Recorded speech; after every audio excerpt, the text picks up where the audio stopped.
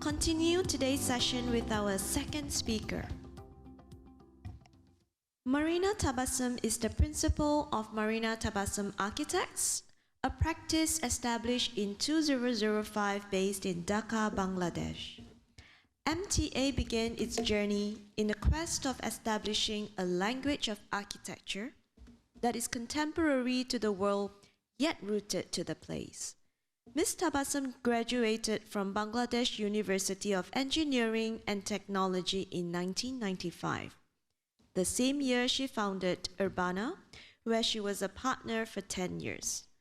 Most important project of this partnership is the Independence Monument of Bangladesh and the Museum of Independence, designed in 1997 and completed in 2013. She is the academic director of the Bengal Institute for Architecture, Landscapes and Settlement. She taught at Harvard University Graduate School of Design in 2017, University of Texas in 2015, and in Bragg University from 2005 to 2010. Currently, she is teaching design studio at TU Delft, Netherlands. Marina Tabassum is a member of the steering committee of Aga Khan Award for Architecture. She is also a member of the board of directors of Prokriti, a guaranteed fair trade organization that has empowered thousands of women artisans of Bangladesh through export of handcrafted objects. Marina won the Jamil Prize in 2018. She is also a recipient of 2016 Aga Khan Award for Architecture. Her project, the Pavilion Apartment, was also shortlisted for the Aga Khan Award in 2004. She received AYA Award from India in 2004 for the project NEK10 located in Dhaka. She is the recipient of 2005 Ananya Shirswa Award, which recognizes women of Bangladesh with exceptional achievement. Without further ado, let us invite Marina Tabassum to the stage.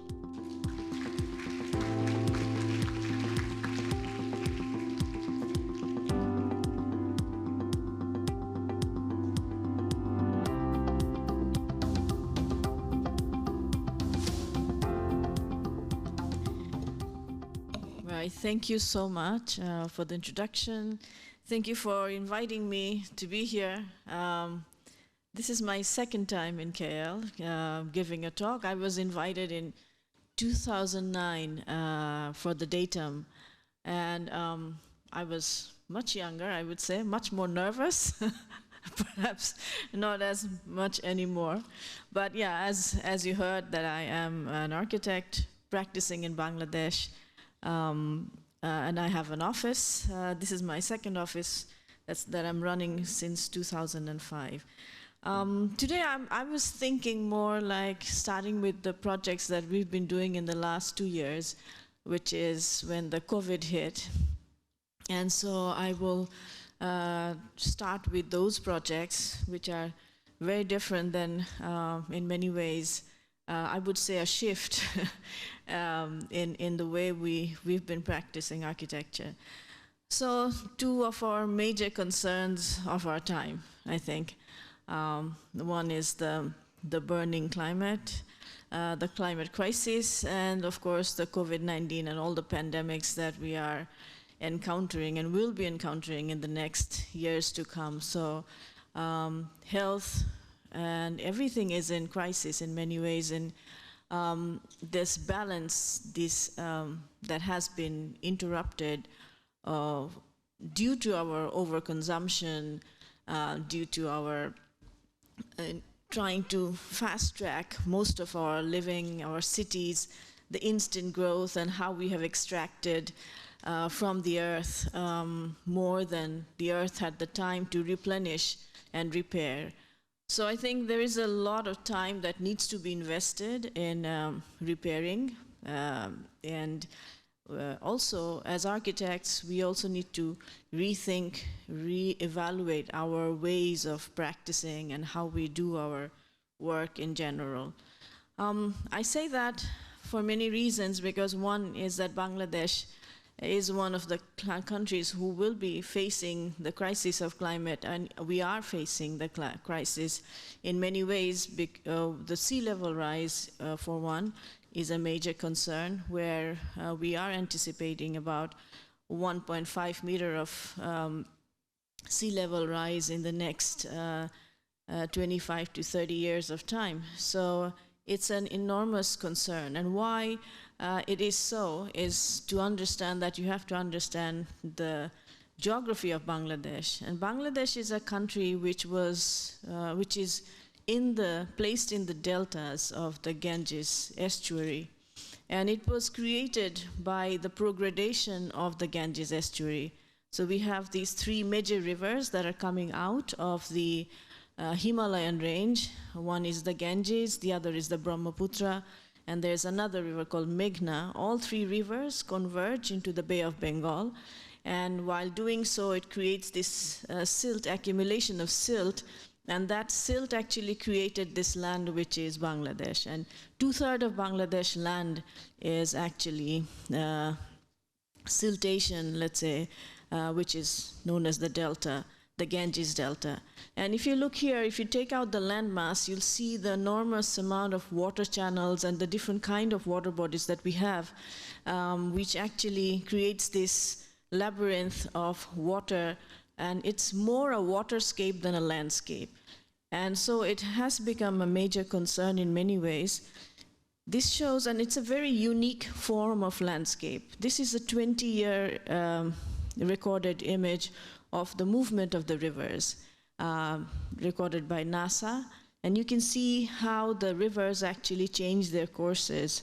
And what happens is, as there are land that gets eroded as the rivers constantly shift and change. So there is riverbank erosion. At the same time, there are new sandbeds that gets formed in the middle of the rivers. So this is a very unique phenomena of the Ganges River. So basically, when you look at it from the ground, this is what you see. So this happens during the monsoon season, when we have enormous volume of water that's coming down, the glacial water that's coming down from the Himalayas, but also at the same time we have a heavy monsoon season. So the monsoon water and the glacial water together, when it comes down, going through to the Bay of Bengal, and it changes its courses, it basically washes away much of the land. And so it has created this enormous situation where people have lost their homeland. A lot of people have become landless, and this is constantly increasing because of the situation of the climate crisis, where the glacial flow is much more than it used to be. Even the the system of the rain and the monsoon are also changing.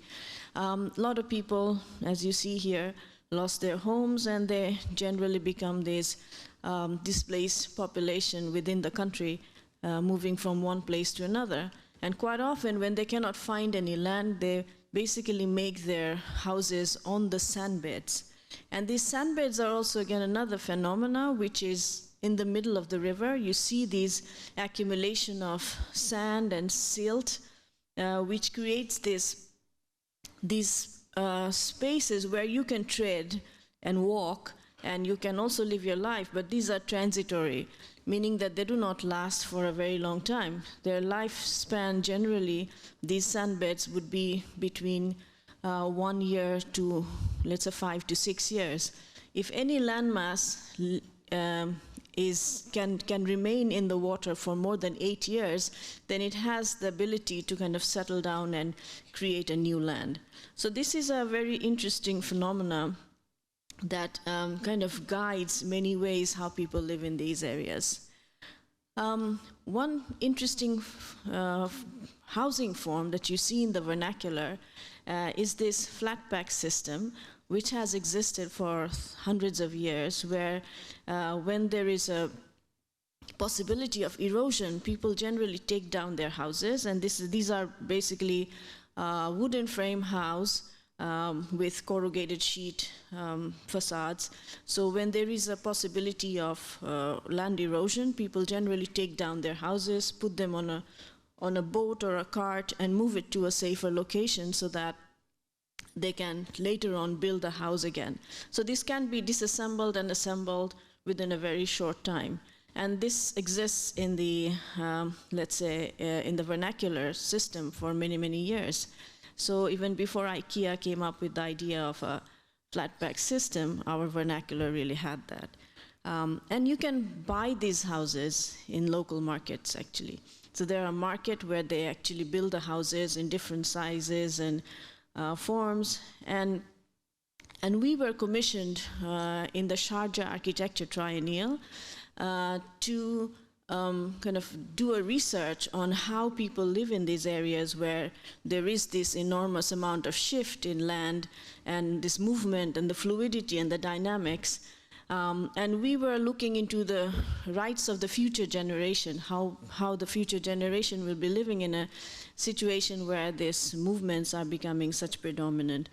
And for that research, I'm not showing you the research today because that's a very extensive research, goes into a lot of inheritance, laws and everything, goes back to the British colonial time, so that's for another lecture, I say.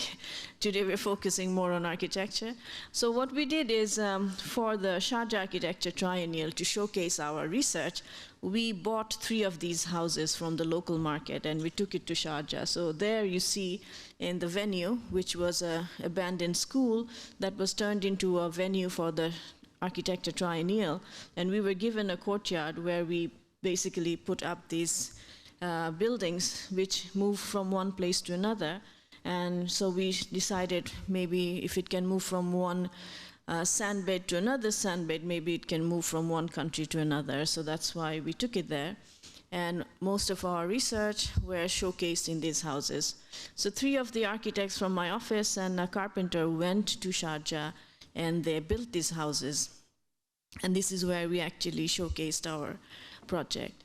So this idea of mobility, where, you know, land is not, land is moving, people are moving, everything is in a movement and a state of mobility, we thought, and most of these cases, especially the people who live in these sandbeds, cannot afford a house like this, because this costs about $1,500 to $2,000, and it can go up to $4,000 US dollars. And so for a landless person who doesn't have any means and generally are living off the land, cannot afford a house like that. So we decided during this COVID pandemic in 2020, when there was hardly any work, I think it would be not really 2020 or almost from 2019 onwards, when we were sitting at there was no work going on, so most of our sites were completely shut off and office in many of the cases in lockdown. We decided to get this research further and to create something which we can provide as a means of housing or a shelter for these landless sandbed dwellers. And so this is a structure that we came up with. It's basically a space frame structure, as you can see, made out of bamboo, mostly as the arm. There you can see all the different elements that goes into it, and then we have these steel connectors which actually helps to hold this together in a very short period of time, and so it can be assembled very quickly and it can be disassembled very easily also. It's a very lightweight structure, and it costed at that point in time about $300. Now the cost has come to something around $500 US dollars. So, but this is something that can be actually afforded, or we can make arrangements where we can also provide these kind of houses for people, because cost is a major concern for people. And so this can be, so these are some of the illustrations that we did in the earlier days to understand what are possibilities. This is a 2-level structure, so you can have 1 level in the ground level where you can live your life, and the upper level is a place where you can save yourself during the flooding if you are unable to move the structure. And otherwise you can dismantle it. You can create a cluster of houses like a village, and during, as you can see in the illustration, it shows that during flood you can occupy the upper level. This can also move from, let's say, the villages to the cities. This can turn into a place where you work, or you can earn revenues by selling things. So it has different potentials, different scalability. That's what we were looking into. So this structure, we call it khudi bari. So khudi, in short, is in English is small or tiny, and bari is a house. So khudi bari is the name of this form that we have come up with. And in 2020, this was the first prototype that we built. And this was in Dhaka. So these two architects, as you see in this image here, built this structure together. So this was the first one where we tried out the structure, and we saw that it really works. It's a very sturdy structure. And then after building it as a prototype, then we thought of taking it to the rivers to try out it on a sandbed, so that we have an understanding of how this structure works and whether people are accepting the structure as a form of vernacular. And so if you see, these are the sandbeds in the middle of the river right here. So that's what it looks like from the side. And that's the main location. So from Dhaka, where our office is, from there you have to take a boat like that in the middle to go to a mainland, which is close to the shores or the sandbeds. And from there you have to take a smaller boat to reach to a place like that. And if you go closely, so these are all sandbeds in the middle of the river. And you can see that these sandbeds would probably be around 4 to 5 years of age, which has been in existence in the middle of the river. And people are generally, and these houses that you see are people who are landless people who occupy these lands, and they cultivate the land to generate revenue. So they're basically living off the land. There is no running water, no electricity, nothing as such. And it was quite difficult to take materials there also. So you have to source material from whatever you can find in that location. So all we did is we took the steel joints that you saw earlier. So the steel joints, and in some cases bamboo or even tree trunks are the only things that we bring with us. And so this is the first house that we built that you can see over there in tiny. And these are all, and you can see the main river is actually the horizon that you see. These are just sandbeds. The river is up there. So this is the enormous scale of the Ganges. And so the entire project is done by architects, and they are volunteers also. And they basically come together, living in the tents, camping mostly, trying to find, coming to terms with the locals who are living there, the community. They eat together, sleep together, kind of a situation, and then making these houses that you can see here. So this is the first house that we built in that area. The idea was that we will build the structure and we'll give the roof, and the entire facade and everything, people will bring in their own material and start building it. So we built a house and a toilet facility. So that was single module. This is a double module. So you can take two modules together and build it on a bigger scale. So you can add to that. And so, yeah, so basically this is the kind of house they generally build. So we were providing them something like that. And depending on the size of the family, you can add more and create something interesting. And this is one of the houses, how it's being built, and entirely by architects and a few carpenters. So to work in our office, and especially in this case, what we did is we created a foundation to build these structures and to scale it up. The foundation we call Foundation for Architecture and Community Equity, and in short we call it FACE, so FACE Bangladesh. Through that foundation we are kind of building these different kind of architectural structures. So this is the two module structure, as you can see here. For the facades, the material is sourced from the location. This is grass. This is a tall grass that grows in these sandbeds. And so this is something we just took and created the facade. This is actually how the chor dwellers or people build their houses. And then later on, they add facade to the ground level, and then this is how they're occupying the spaces. So you can see they have clothes and, you know, the bed and everything. So the interior and everything is kind of done by them. And this is the upper level where they generally sleep at night. So the house having 2 levels actually gives them some form of help. So through phase, we are building 100 houses now. We got funding from the Swiss government, and with that we are building 100 houses. So this is how it does. So we have this brochure in Bangla, as you see here, and then with the brochure we take it to the local people in different areas. We talk to them about the structure and how this can actually help them. We have volunteers who goes and do the mapping of these areas where we actually do our work. So you see that mappings are being done. And then we also make models. We have these smaller models of the Kudibari structure for people to understand what it is. We make some exhibitions of the works that we have already done so that people have some understanding. Then we talk to the local carpenters and to give them some understanding so that there is a knowledge sharing and we can train up more people, sort of capacity building. And then, of course, we try to make these structures and take them to different locations. So wherever we go, every location is very different in Bangladesh. Like this one in particular, so we worked in Tahirpur right here, and you can see the Indian border. And where the Indian border you see, that's basically the higher ground. So those are the mountains. And the yellow line where the Bangladesh border starts is all flatland. So, and this is actually the area of Cherrapunji. If you know the highest rainfall area, which is Cherrapunji, the highest rainfall in the world. And so all the water of Cherrapunji, the rainfall, comes and gets collected in this flatland of Bangladesh.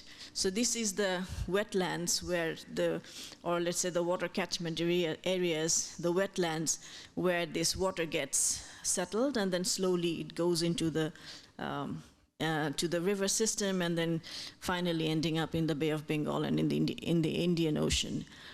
So this is the area, and this is man-made actually. So these are like embankments created by man, and these are also villages, like a straight long line of almost like a train-like village where people generally live. And during this May, June, this was one of the highest flood-hit areas, and this is one of the, unprecedented kind of flood that has happened actually this year. So this is where we also built about 15 houses as a part of our research that's ongoing. And these 15 houses were able to withstand the flood that happened in June, and the people who live in these areas were able to save themselves. So that kind of gave us a lot of support, and the locals are more interested in having these kind of houses. So this is one of these houses in this very large wetlands. So this is during the dry season when there is no water. As you can see, there's no water. And we have a dry season, which is now at this point in time. So that starts from October till May. And then from June onwards, we start to have rain. And so as it rains, this entire area gets flooded. So this is dry season. And during the dry season, these areas are cultivated as farmland. So you get paddy from here, mostly rice. And this is what happens during the wet season. So you can see the entire land basically becomes water, and it's fishing most of the time. So it's a very interesting, very precarious landscape where water and land kind of alternates throughout the year. So here are some of the houses that we have built in that area. And these houses have been able to withstand the flood. This is also project which we showcased in the Royal Academy this year for the summer exhibition, and we put up a real scale house inside the Royal Academy. To go further, again, another project that we did in the last 2 years in 2020 is working in the refugee camp, in the Rohingya refugee camp. So as you know, this is the Rakhine state, which is home for the Rohingyas. And then we have had Rohingya refugees coming to Bangladesh over decades, but this time in 2017, this was an enormous exodus of refugees that came into Cox's Bazar, where we share border with Myanmar. And we have about 1 million refugees. As you saw, that one of the projects in the Aga Khan Award also that received Aga Khan Award was also focusing on refugee camp. And from 2017 onwards, it's one of the, more than 1 million people living here, one of the densest refugee camps. And so this is Kutupalong, which is in a place called Ukhia in Cox's Bazar. And this is what the map looks like of the density. And it is a very hilly terrain, which used to be our farmland. So that's the entire settlement of Kutupalong, as you see here. And this entire area used to be a forest land, which was, that's what you see in 2002, and in 2017, 2021, the entire forest was completely taken out to give space to the refugees settlement. And that's how the entire forest was cut off to make space. And what has happened is, due to this enormous amount of people living in a very dense situation, there is landslide due to the rainfall, and there is also, the temperature of that area is so high because there's hardly any trees. And so from the government of Bangladesh, there is enormous push that you need to reforest these areas. So one of our projects, which was commissioned by World Food Program, was reforestation. And in the reforestation project, we actually we got the refugees involved.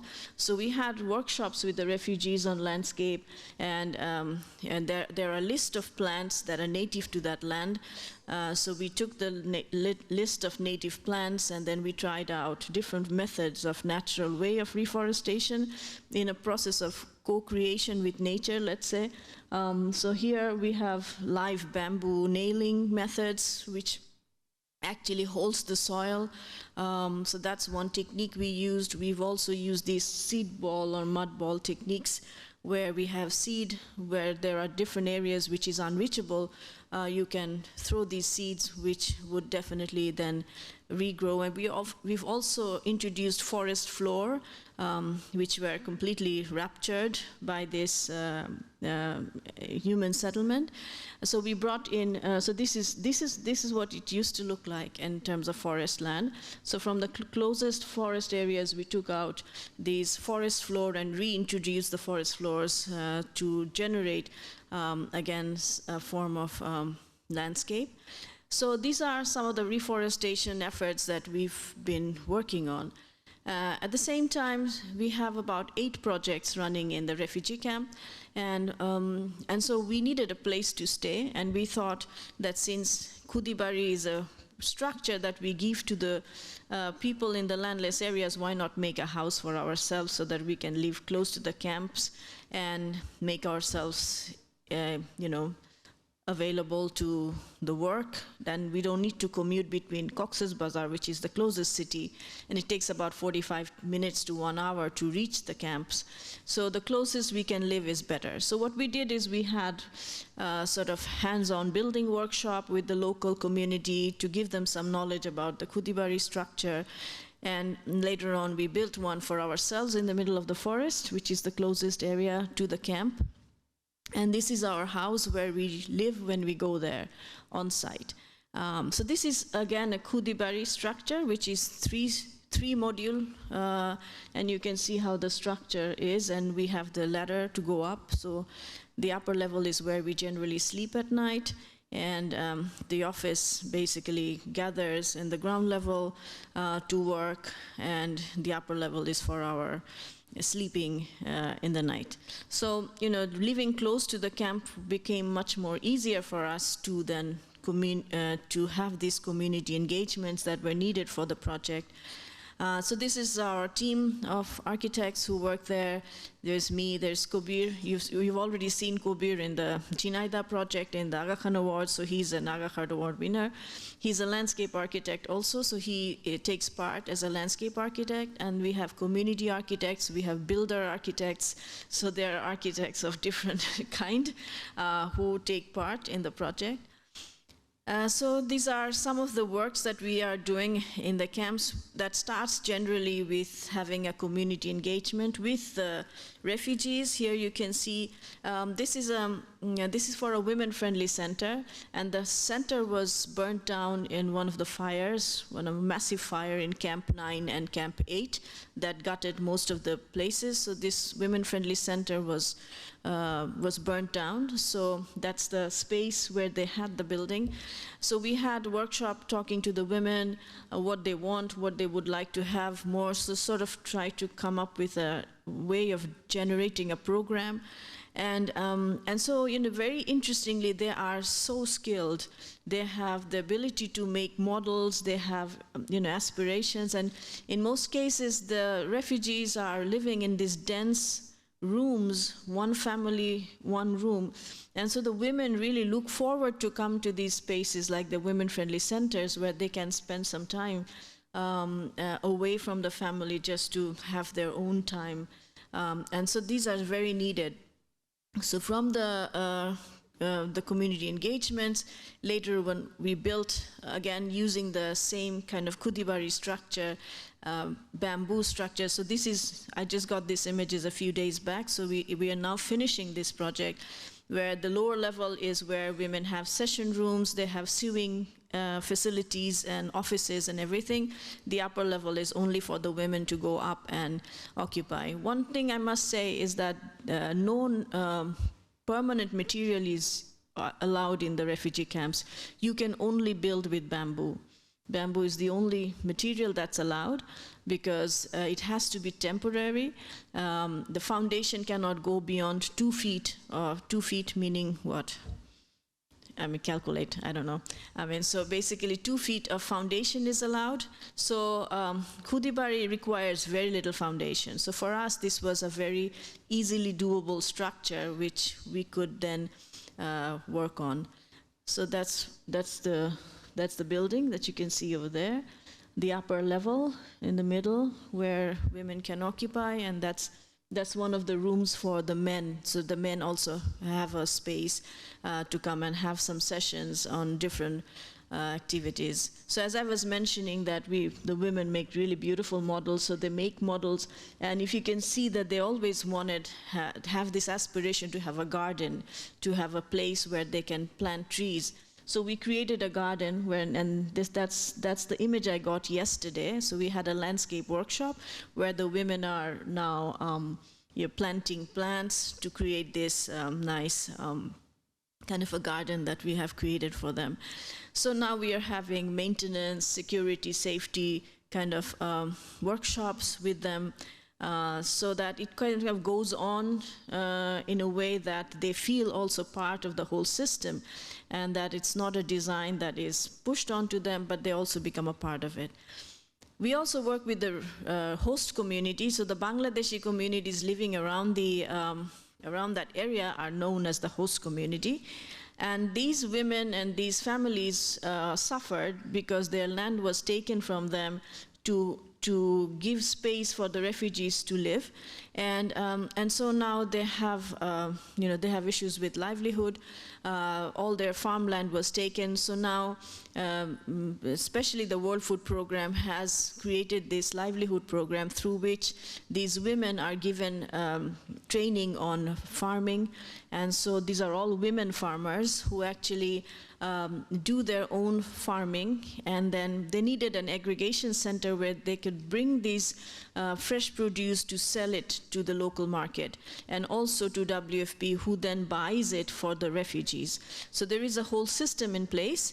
And so this is one of the workshops that we had also to work with the host community. And then we also built these aggregation centers for the women. And this is a different kind of a technique, but also involving bamboo and steel joints, as you can see here. and that's one of the spaces on the upper level. So this is an aggregation center. We've built several of these aggregation centers in an area called Teknaf, where women bring their fresh produce and then they sell it to the locals. So this is the lower level where they generally occupy with their fresh produces, as you see here. So they bring in and then selling it, and also, as I said, that the WFP also buys their fresh produce. And on the upper level, we have this area where women generally do other things. So it's an entirely women involved area. So these are the works that's ongoing for us for the last 2 years. This is all bamboo year for the last 2 years has been entirely in bamboo. So just to show you a few other different kind of projects, maybe in the cities. So basically, Bangladesh is again a subtropical climate as the Tropic of Cancer goes through Bangladesh. And so we have a monsoon season and we have a dry season. So the monsoon is during between June to September, and then from October from now on, we have a little bit of a cooler season where the temperature can drop down to, let's say, 6-7 degrees, the lowest, and the wind comes from the Himalayas, so it's a dry wind, but it's a cooler wind.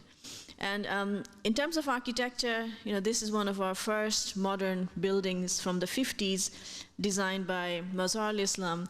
And in many ways, this is what David called yesterday localizing of the modern architecture. So it is, I would say, a very localized modernity that we have had from the very beginning of, let's say, modern architecture. So, all you need is a higher plinth to elevate yourself from the waters, and then a roof to protect you from the elements, and that's what architecture really needs. So from the very beginning of our practice, that's what we've been trying to do, sort of blur the edges of the boundary, to bring indoor and outdoor close together, and really not to have that very hard edge, so that nature can play in between. And throughout my architecture practice, that's what I've been trying to do, to focus on passive way of climate control, making as much possible the ability to create this connection between outdoor and indoors.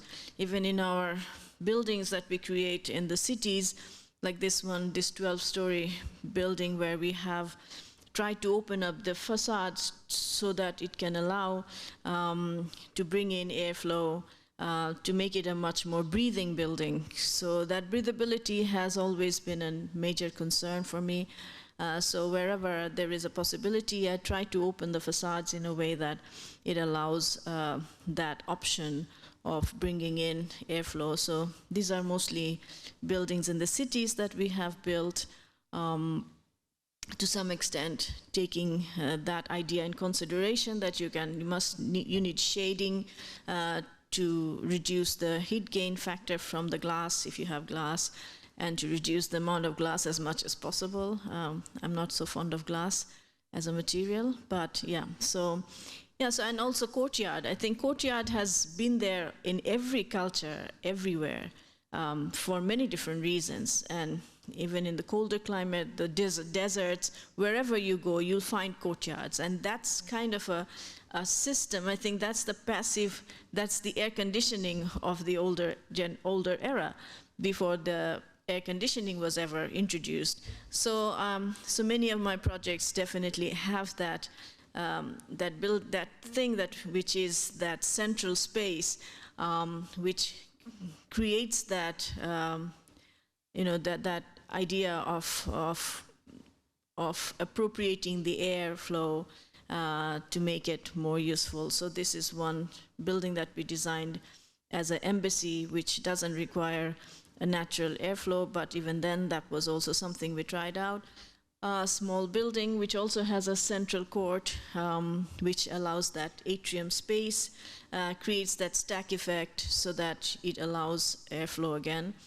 So that's the building. So you see the central space in the middle over there, which acts also here, as you can see. So it's an open space, allows airflow to happen. And so, yeah, open spaces as pavilions. This is one project, is a community center that we designed. And you can see the fabric of the city and our building in the middle.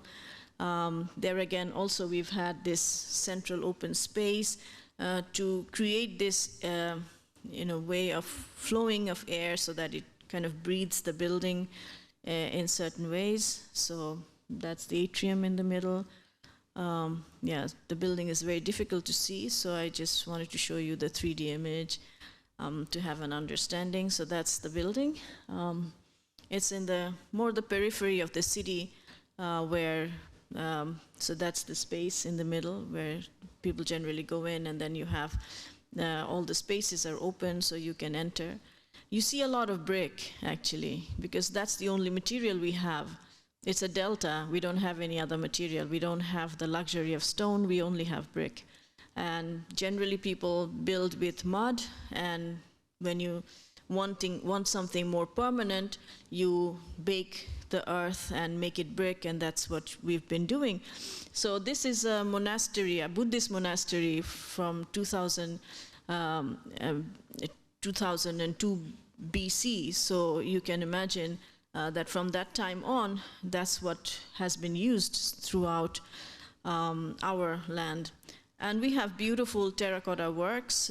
These are some of the temples, as you can see. Beautiful, intricate terracotta made out of earth also. So brick is our material. Brick, we have great brick masons, and that's one of the materials that I can source locally.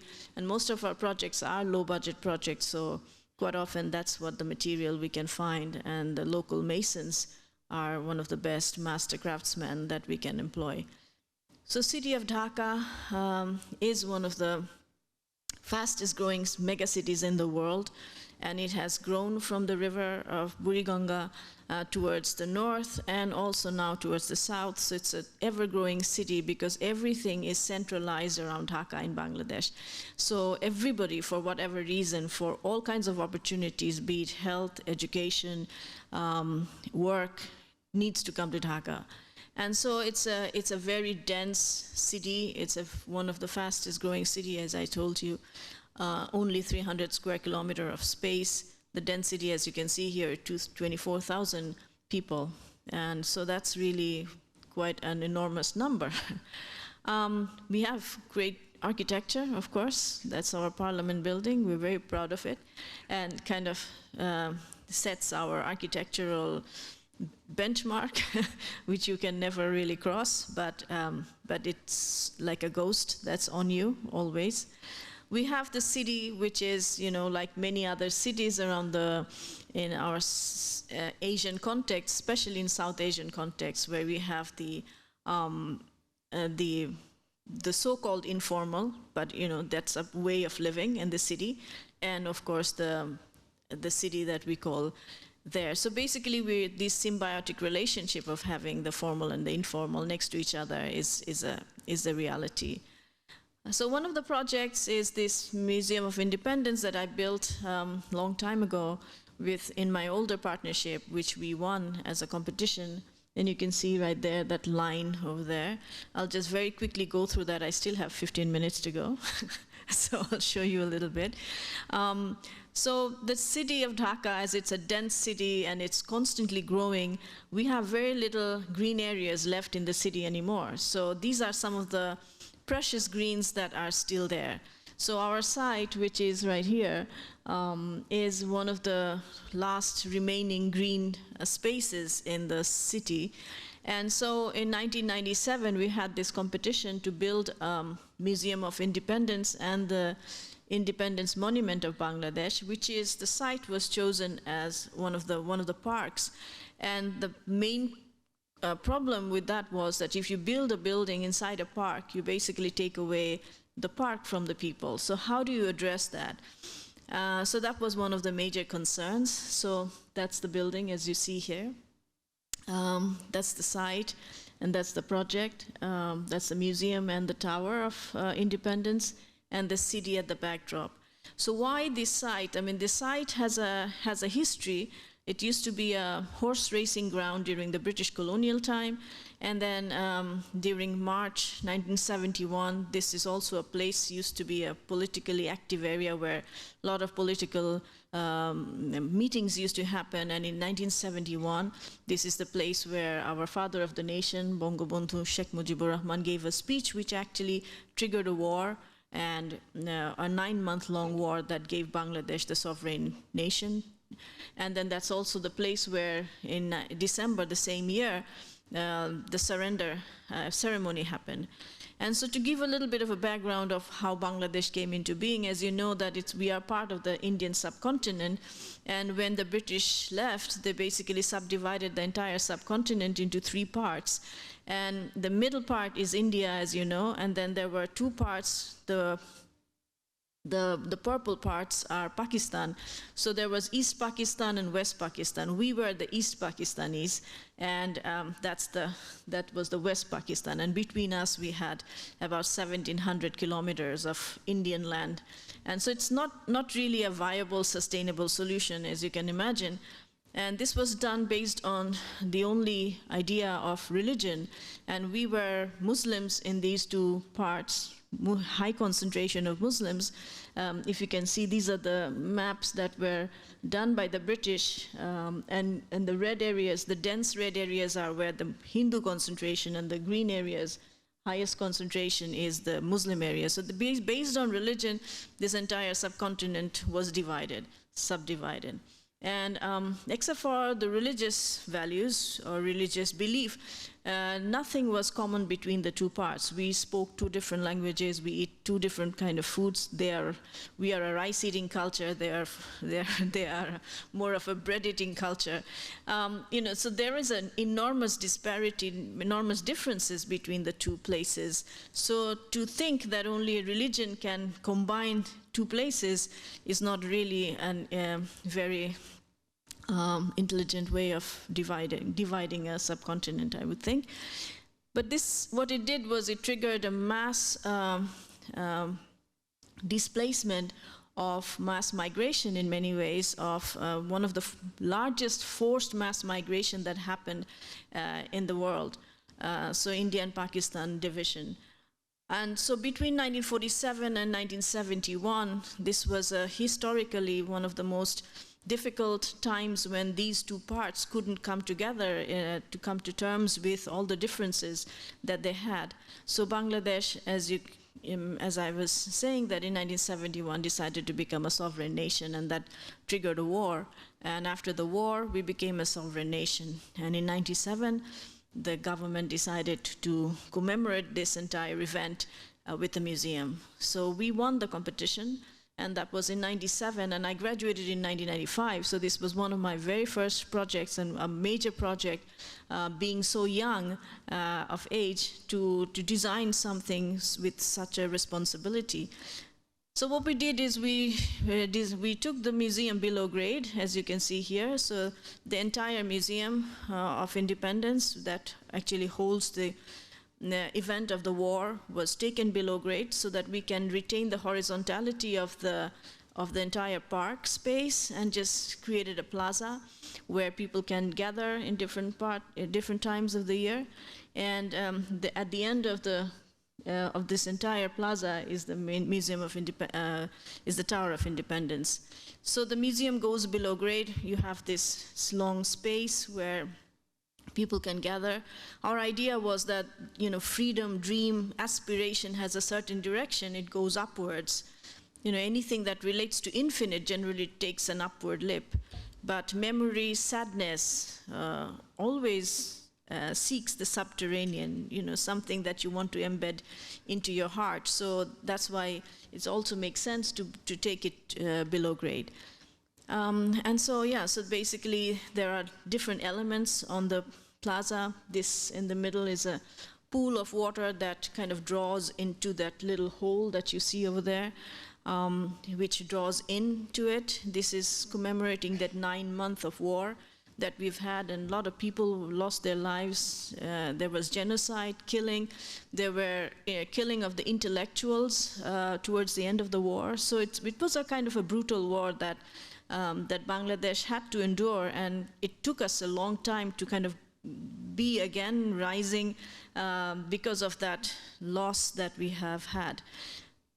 So I think, so that was basically an important event. So once you go down from that wall through the ramps, you have the audiovisual room, and then the main space, which is the museum space. And then again, there is a ramp that takes you out. So it's a very simple building in that sense underneath. So these are the ramps that take you down. And we have the exhibitions mostly in images printed on glass to give you an idea of what the entire event was all about. So here you see sort of going around, walking through this memory lane in a way. And then there is this space which is a bit of a dark space where we have the images of the genocide and the killings. And from here you can enter into this circular chamber, which has this oculus on the ceiling that only brings in daylight. There is no light here except for the daylight. And there is this water column that is taking that water down into that space. You hear the sound of the water, and you also see the light, and there is no display around this space, so this becomes the very contemplative space where you stand and remember the people who lost their lives. So it's a sort of a memorial in a way. So that's the central space, and then slowly you go up through that ramps up there, and then slowly going out into the main space. So the Tower of Independence, this is one of my only glass projects ever. And the material is not really glass, the material is light. And the only material that can hold light is actually glass. And that's why we used glass as a sort of a stacked glass. So you can see that the glasses are stacked together to create a sort of a prismatic effect. So light can refract through the medium and gives us a kind of a glowing effect. So that was the idea, that the glass can hold light as a material, so it can glow. It does not have to. I mean, if you use sheet glass, then you can see things inside and out. But if you have it like a prism, then you don't see what's inside, or you can see maybe in a vague way, but it kind of holds the light. So that was the idea. So during the day, it's basically just a somber obelisk standing there, and at night it kind of glows as a beacon of hope for a young nation. My nation is younger than me. So basically that's what it is. That's what it looks like. I'll finish very quickly with the mosque project, for which I got the Aga Khan Award. And since we are talking about Aga Khan Award, I think it wouldn't be fit if I don't show this project. So the blue dot that you can see right up there, which is in the northern part of Dhaka, is where the mosque is actually located. And the mosque was a commission from my grandmother, actually. And it's in a place where there used to be farmland. So the entire space, which used to be a farmland, very slowly turned into a settlement. As I was saying, that Dhaka is a fast-growing city. And so this entire area went through a rapid transformation within the last decades or so. And so when my grandmother gave me the land, it was already transitioning from a village space. So that's in 2005. You can still see it's a very village-like atmosphere. And that's my grandmother, and that's her sitting right next to the haystack. And so when she commissioned me, the idea was that she wanted to give this land to build a mosque, that same area here, and there was no mosque in that space, in that place, so that was her intention. And this was 2005, and that same year, this was September, and in December she passed away. And so basically that became a kind of a promise that I made to her, that I needed to do this project and finish it in ways. So I started working on the whole idea of a mosque, how it came into being, what was the first mosque of Islam, and what was it that was necessary. So all of these studies and kind of research took me to the idea that the first mosque of Islam, which was built by the Prophet, was has its genesis in the house form. So the house form was taken and elongated to make a larger space for congregation where people would congregate. And in the earlier days of Islam, the mosque didn't have any of the symbolic attributes that we generally symbolize mosques with. It was all about having a space to congregate, to understand the values of Islam, to be spiritually connected, and to understand the values, and to be part of this whole system and the community. So mosques have always, at that time of Prophet, was used in many different ways. It was a place where they did the prayers, so it was definitely for praying. It was also a place where they would gather for administrative, judiciary, for diplomatic issues that were discussed around that time. So the symbolic attributes were not primary. It was highly secondary. The idea of coming together as a congregation was the major criteria. And as Islam flourished and went to different locations, it slowly started to take in these different kind of liturgical elements that we now associate mosques with. So now what we see as domes and minarets were taken in at a much later stage of Islam. So when I started designing this, and as you can see, these are the different forms of mosques that you can see all around the world. And wherever mosques went, it basically adapted to the local culture, the local construction system, the local techniques, the climate, everything sort of informed it in many ways. So it was appropriated in that location. In our case, in Bengal, this is what you see in mosque, as in terms of mosque form, which are the first mosque forms in Bengal. These are the Sultanate mosques. And so my idea was, in a way, not to focus on the symbols that identify mosque with, but rather to try to create a space which would invoke the idea of spirituality. When people come to pray, that there should be a sense of spirituality that connects them to the divine, the reason why people come to pray. And so that became one of the major criteria. And to me, these are some of the spaces which has that quality of spirituality when you go there. So that became a major inspiration. So these are some of the first drawings of the mosque. So the space that I was given was a 75 feet by 75 feet of space, but the Qibla direction, which is the direction to Mecca, was shifted to about 12 to 13 degrees. So I needed to shift the prayer room, the prayer hall in the middle. So I introduced certain volumes to facilitate that shift. So these are just ways of working. And then, of course, taking the idea of the older structures and then to contemporize in many ways, so to create a language of architecture that is, in mosque architecture, that is actually embedded in my land. So to some extent that created that conceptual idea of the main mosque. Budget was very limited because I had to source budget from the community, from different places. So the main prayer hall, which doesn't have any column in the middle, so had to span a larger space. So basically the central prayer hall is the only place which is made out of concrete, but the rest of the wrapping, which has the ablution space, the imam space, all these different spaces, are entirely made with brick. So it's a brick structure. And so these are the plans, as you can see, the ground level over there, the ablution at the back. We have stair that goes up to a small library space. That's the main prayer hall in the middle. People come from the southern side, and we have the west, or with the Qibla direction, is up there. So yeah, basically that, and then trying to keep it perforated, as I was saying, that you need to breathe, the building has to breathe, so the breathability was brought in by the use of brick. And so this is the context, as you can see now, with all the buildings coming up. It's a growing city, and the main prayer hall is in the middle, which probably won't be seen anymore once all the constructions are done all around.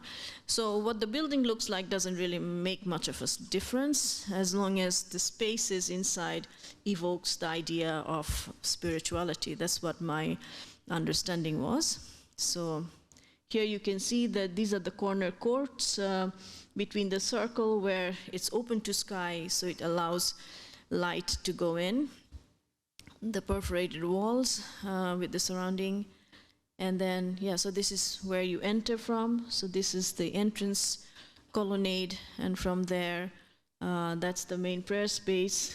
And yeah, that's the open courtyard, and that's where the imam stands for the prayer. So yeah, so basically that's the central space, and yeah, it sort of evokes a certain sense of light as an important element, because light to me is a kind of a material in architecture that really gives that sense of spirituality when you can bring it in an interesting way without showing the source of light, and that really acts quite interestingly in this entire building, because the building is completely different in every season and every day as the light changes, as the sun moves and the clouds move in the sky. So yeah, so basically that. And which actually prompted to another small mosque, which I will finish with. So this is a building which is 200 years old. One of the architects actually renovated it for a family. And this is in a village outside of Dhaka. So that's the house, as you can see over there. I don't know if I can show it here. Yeah, so that's the house, and the mosque, which used to be an older mosque, not really anything significant, just made out of corrugated sheet structure. So they wanted me to build a mosque there. So I wanted to create a kind of a connection between the new mosque and the older house that was revamped and renovated in its older glory. So that house has a boundary wall around it. There is a pond which has a nice little ghat. And right next to it, we built the mosque, actually. The mosque is something very simply done as a load-bearing structure. As you can see, it has no concrete in it, entirely done in brick. So the brick structures are here all around, and that actually takes the load. Trying to create that idea of making it sort of a very internalized space, so it allows light and air to flow into the space. So this is the internal space before the roof was casted. So after the roof casting, you can see that the light comes in from the sides, and it also allows this airflow. And it's in a village setting, so it's quite a beautiful space to look out also. So we thought would be nice to actually have that little channels of view into the spaces. So that's it. Thank you so much. I just finished in 1 hour. Thank you, Marina.